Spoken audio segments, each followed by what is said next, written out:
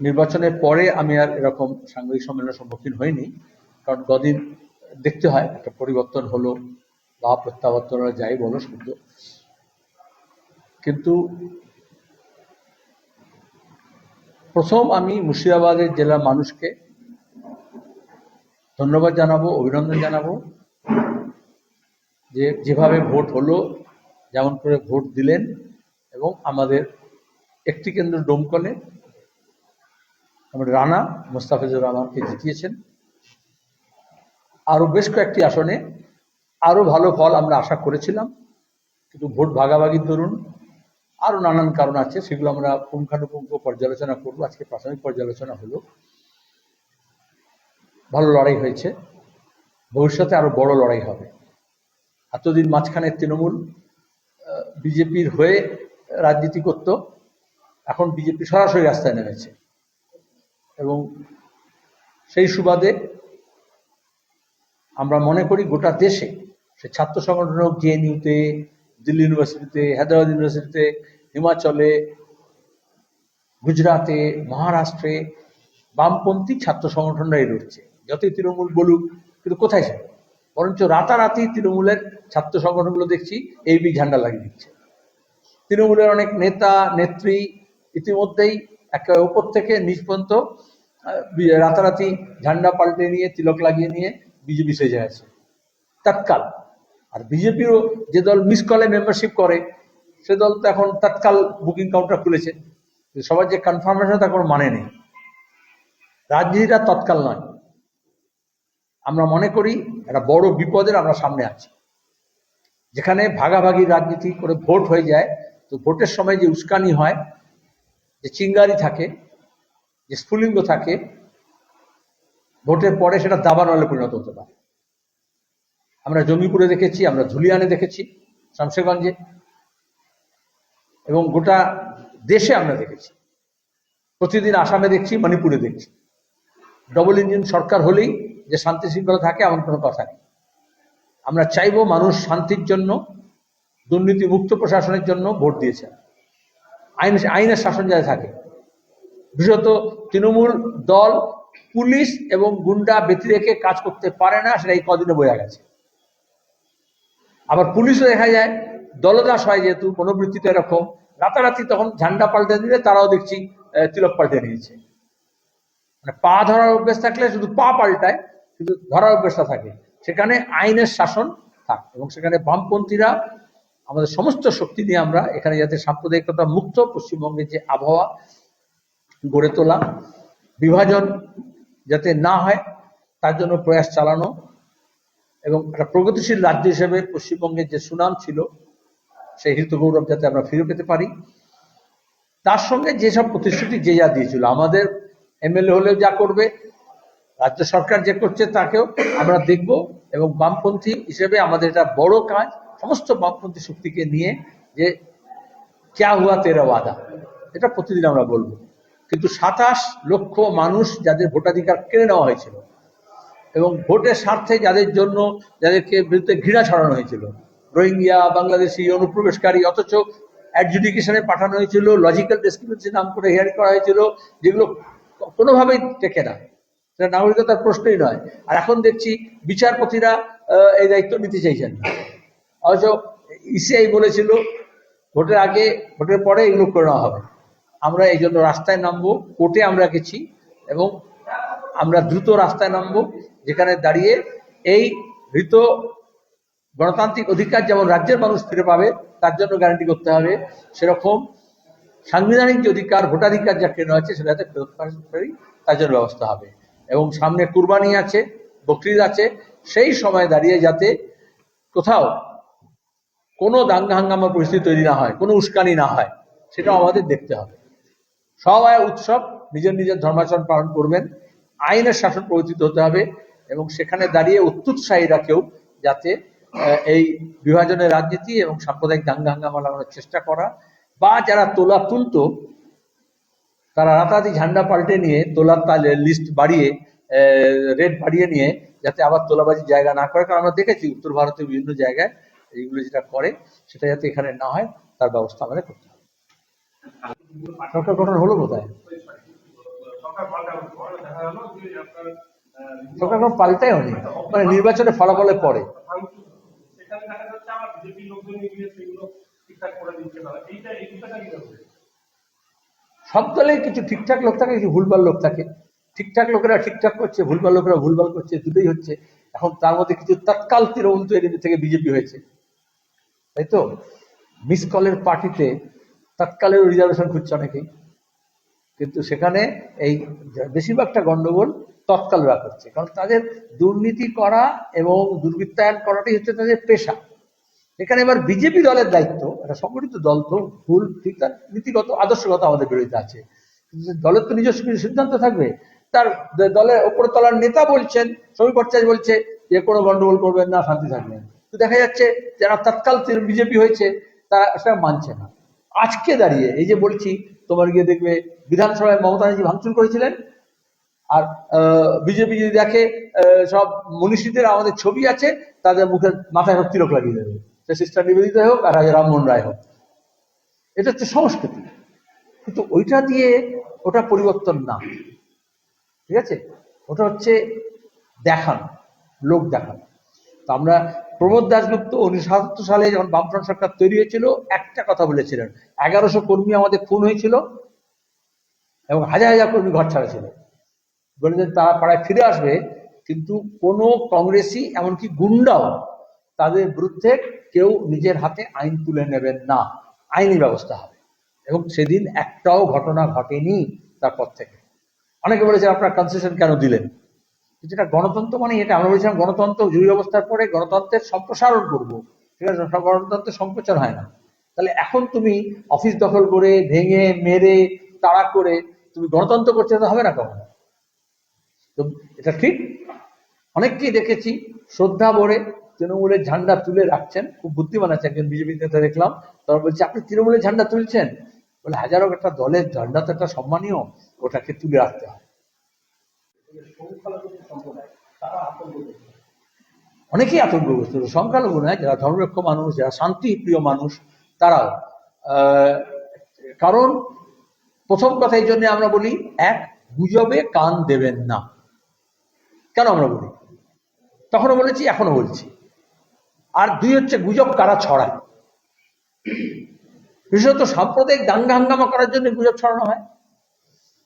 সুতরাং ওই এখন শুধু গুজব নয়, কোথাও দেখা যাচ্ছে নদিয়াতে এরকম হয়েছে, মন্দিরে এখন মন্দির হয়নি, মসজিদে শুয়োরের মাংস ফেলে দেয়, কোথাও মন্দিরে গরুর মাংসের রক্তের দাগ আছে এরকম করে বলে দেয়। এইগুলো গুজব রটায়। কোথাও রাস্তায় কেউ যাচ্ছে, পরিযায়ী শ্রমিক ফিরছে আসছে, তার চেহারা দেখে দোকানদার দোকানে বিক্রি করছে, এইসব নিয়ে দেশের আইনের পরিবর্তে সংঘ পরিবার, বজরং দল, আরএসএস যদি নিজে কে ভেজিটেরিয়ান হবে, কে নন ভেজিটেরিয়ান হবে, কে কোন দিন কি খাবে কি খাবে না, এগুলো যদি ঠিক করে, সেটা পশ্চিমবঙ্গের মানুষ মেনে নেবেন না। এবং এইটা আমাদের এই বার্তা দিতে হবে। আমরা তো মেনে নেবই না, কিন্তু যারা আমাদের ভোট দেননি, যারা আমাদের বিরুদ্ধে কাজ করেছেন, এমনকি বিজেপিকে ভোট দিয়েছেন বা তৃণমূলের কাজ করেছেন, কিন্তু যারা এইটাকে বরদাস্ত করেন না, তাদের সবাইকে একাট্টা হতে হবে শান্তির জন্য, সম্প্রীতির জন্য এবং দাঙ্গা হাঙ্গামাকে রোধ করার জন্য। আমরা কিছুতেই এই রাজ্যকে আসামের মতো অবস্থায় নিয়ে যেতে দেব না। তুমি কিভাবে দেখছো? তুমি কিভাবে দেখছো? তোমরা কিভাবে দেখছো? মানুষ কিভাবে দেখছে? মানুষ একটা দুর্বিষহ অবস্থার মধ্যে দিন কাটাচ্ছিল, তার থেকে মুক্তি চেয়েছিল। এইবার আমাদের প্রবাদে আছে, ছাই ফেলতে ভাঙা কুলো। কেন বলে? এমনি এমনি বলে। তাহলে তুমি যদি ঠিক করো ছাইটা ফেলে দেবে, তাহলে তুমি হাতের কাছে যা পাবে। সেখানে বামপন্থীদের সঙ্গে কংগ্রেসের যদি সমঝোতা হতো, তাহলে মানুষ একটা বিকল্প খুঁজে পেতেন। 2016 সালে এরকম একটা বিকল্প খুঁজে পেয়েছিলেন।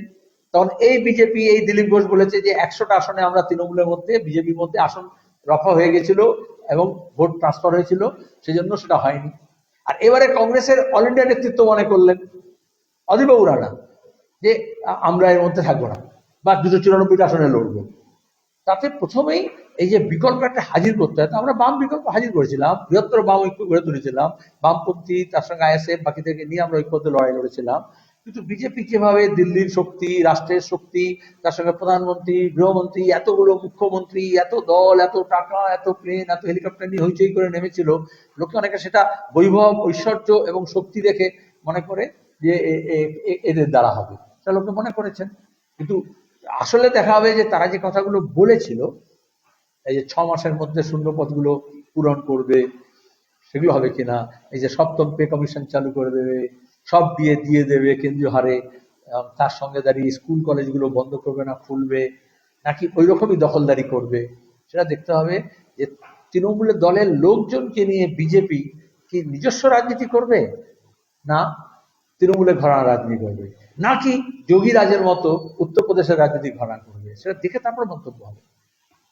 আমি অভিনন্দন জানাবো মুর্শিদাবাদ জেলা এবং গোটা রাজ্য জুড়ে এই মূর্তি ভাঙা রাজনীতির বিরুদ্ধে মিছিল হয়েছে, বহরমপুরে হয়েছে, অন্যত্র হয়েছে, গোটা জেলা জুড়ে হয়েছে, রাজ্য জুড়ে হয়েছে। আজকে আমি এখানে আছি, বামফ্রন্ট, বাম দলগুলো, বাম ফ্রন্ট নয়, বাম দলগুলো লেনিন মূর্তির সামনে জমায়েত করে মিছিল করে যাবে। শুধু লেনিন মূর্তি নয়, যেখানে হকারদের দোকান ভেঙেছে, দোকান বন্ধ করে দিয়েছে, যেখানে বুলডোজার চালিয়েছে, সেই সব জায়গাগুলো মিছিল করে আজকে বাম দলগুলো পরিক্রমা করবে। কারণ এই মানুষকে আশ্বস্ত করার জন্য যে আমাদের রাজ্যে যাতে বুলডোজার সংস্কৃতি না আসে, বুলডোজার পলিটিক্স না হয়।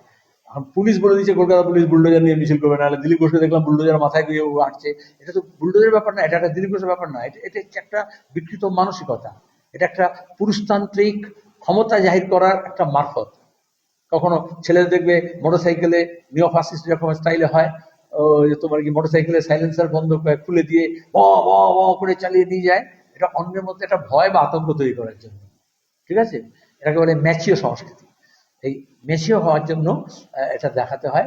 তো সেটা নিজে যখন শক্তি থাকে না, তখন পেলোডার বা বুলডোজার বা যে জঞ্জাল সাফাইয়ের ডাম্পারকে নিয়ে সে নিজের শক্তি জাহির করে।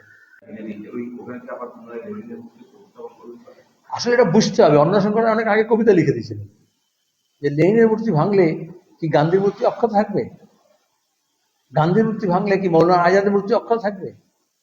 এই যে মন্দিরে ঢুকে ঠাকুরের হাত ভেঙে দিয়েছে, পা ভেঙে দিয়েছে, এই যে সংস্কৃতি, আর এই যে লেনিনের মূর্তি ভাঙলে লেনিন ঠাকুর না, রবীন্দ্রনাথের মূর্তি হোক, গত বিধানসভা নির্বাচনের সময় মনে আছে বিদ্যাসাগরের মূর্তি ভেঙেছিল। তাহলে আসলে যাদের নিজেদের মনীষী নেই, তারা অন্যদের মনীষীদেরকে ডিমলিশ করে। যাদের নিজেদের ইতিহাস নেই, তারা বিকৃত ইতিহাস চালানোর জন্য পুরনো ইতিহাসকে ধ্বংস করে বা বিকৃত করে। যাদের নিজস্ব ঐতিহ্য নেই, তারা নতুন ঐতিহ্য তৈরি করে বলে তাদের জন্মের পর থেকে পুরনো ঐতিহ্যগুলোকে ধূলিসাৎ করে। সব জায়গায় পৃথিবী যখন যতবার যুদ্ধ হয়েছে, যতবার অভিযান হয়েছে, এই যে ইরাক অভিযানের পরে কি শুধু সাদ্দামের মূর্তি ভেঙেছিল? তাহলে মিউজিয়ামে ঢুকে গিয়ে সেখানে সবকটা মূর্তি, সবকটা যে সভ্যতার যা কিছু নিদর্শন ছিল সেগুলোকে লুট করেছিল।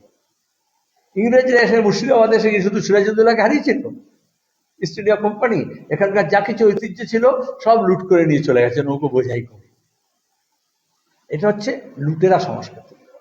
এটাকে দেখাতে হয় নিজের আধিপত্য দেখানোর জন্য। এটা আমি মনে করি না যে কোনো দল তার সিদ্ধান্ত অনুযায়ী এটা করে।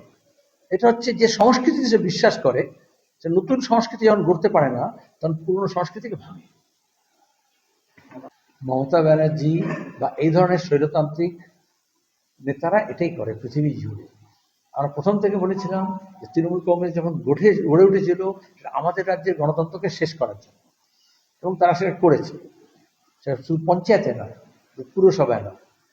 এখানে যদি মমতা ব্যানার্জি একটু সাইজ থাকতো, তাহলে দল বদল করিয়ে যেরকম পুরসভা, পঞ্চায়েত, জেলা পরিষদ দখল করেছেন, সেরকম এখানে তাই করার চেষ্টা করতে পারতেন। কিন্তু মানুষ শাস্তি দিয়েছে। মানুষ শাস্তি দিয়েছে কেন? দুর্বৃত্তায়নের জন্য, দুর্নীতির জন্য, দুষ্কৃতীদের জন্য, এবং তার সঙ্গে দাঁড়িয়ে তোমার গিয়ে এই যে মানুষের অধিকার, স্বাধীনতা কেড়ে নিয়েছে। একেবারে তিনি জোকের মতো ক্ষমতায় টিকে থাকতে চেয়েছিলেন, কারণ ক্ষমতা ছাড়া, পুলিশ ছাড়া, গুন্ডা ছাড়া তিনি এক পাও চলতে পারেন না, তিনি এবং তার ভাই, তার দলই চালাতে পারবে না দুর্নীতি ছাড়া। তো আমাদের মতো চাঁদা তোলে না, তাই বিশাল টাকা শুধু চিটফান্ড থেকে তো আসতো না, শুধু ছবি এঁকে তো আসতো না, লুটের টাকা দিয়ে। তাহলে লুটের সাম্রাজ্য টিকে রাখার চেষ্টা করেছিলেন। এদের মধ্যেই অনেকে রাতারাতি, এই জন্য বলেছে তোমার গিয়ে ওরা চেয়েছিল প্রত্যাবর্তন, বিয়ে বললো পরিবর্তন। তার মানে কি, মমতা তো 11 সালে পরিবর্তন বলে এসেছিল। হ্যাঁ, তো সেই জন্য দাঁড়িয়ে আসলে ওই একই লোক পুরনো মদ নতুন বোতলে চালালে, লেভেল পাল্টে দিলে কিছু হবে না। তাহলে এই গণতান্ত্রিক পরিসরটাকে তৈরি করতে হবে, সম্প্রসারণ করতে হবে, মানুষের অধিকার ফিরিয়ে আনতে হবে, মানুষের ঐক্যকে বাঁচিয়ে রাখতে হবে, এবং তার সঙ্গে মানুষের যে অধিকার সেটা প্রতিষ্ঠা করতে হবে। আমরা সরকারে থাকতাম বলে পাল করতাম তা তো নয়। যারা রবীন্দ্রপ্রেমী মানুষ, রবীন্দ্রানুরাগী মানুষ, তারা হচ্ছে এই বাংলার সংস্কৃতি। আমরা কালকেও বামফ্রন্টের তরফ থেকে যখন ওই শপথে প্রশ্ন করলো, কিন্তু ওই সময় তো করাই উচিত না, ওই সময় তো আমরা রবীন্দ্র জয়ন্তী পালন করি, এবং সেখানে দাঁড়িয়ে রবীন্দ্রনাথ জোড়াসাঁকোতে বামফ্রন্টের নেতৃবৃন্দ ওই সময় যাবে, এবং প্রত্যেক বছর মতো ওখানে মালা দেওয়া হবে রবীন্দ্রনাথের জন্মস্থানে, রবীন্দ্রনাথের মূর্তিতে, জোড়াসাঁকোতে ঠাকুর বাড়িতে। এক গোটা রাজ্য জুড়ে আমরা, কারণ রবীন্দ্রনাথকে, নজরুলকে, সুকান্তকে আমরা স্মরণ করি শুধুমাত্র গান বাজনার জন্য নয়, যে সম্প্রীতি এবং মিশ্র সংস্কৃতির যে বার্তা, এবং এই যে দেশপ্রেমের নামে উগ্র জাতীয়তাবাদের যা কিছু রবীন্দ্রনাথ তো বলেছেন, মানবতাবাদের যে কথা বলেছেন, ঐক্যের যে কথা বলেছেন, সম্প্রীতির যে কথা বলেছেন, দেশপ্রেমের যে কথা বলেছেন, এবং দেশকে ভালোবাসার যে কথাগুলো বলেছেন, সেগুলোকে স্মরণ করানো হয়। সেই চর্চা চলবে। এটা তো আসাম নয় রাতারাতি। এবার দেখবে বিজেপি কিরকম হয়, যেখানে যেরকম হয়। আসামে বলেছে রবীন্দ্রনাথ ছুটি বাতিল, রবীন্দ্রনাথ গান গাওয়া যাবে না, রবীন্দ্রসঙ্গীত গাওয়া যাবে না, আর এখানে একটু বেশি বেশি করবে আছে। কালকে ওখানে দেখবে ব্রিগেডি হয়তো একটা মূর্তি বানিয়ে দিল রবীন্দ্রনাথের। এগুলো নাটক। মোদী হয়তো রবীন্দ্রনাথের মতো দাড়ি রেখে এবং রবীন্দ্রনাথের ধুতি পাঞ্জাবি আলখাল্লা পরে চলে আসতে পারেন। তো ওগুলো নাটক, পরিষ্কার বুঝে নিতে হবে। কিন্তু রবীন্দ্র চর্চা, রবীন্দ্র প্রেম, রবীন্দ্রনাথের প্রতি, লেখার প্রতি তার অনুরাগ, এটা আমাদের বাংলার সংস্কৃতির এবং বাঙালির এবং গোটা দেশেরই, গোটা বিশ্বেরই যারাই মানবতাবাদী, তাদের কাছেই এটা হচ্ছে খুব, তার একটা ইন্ট্রিনসিক ভ্যালু আছে।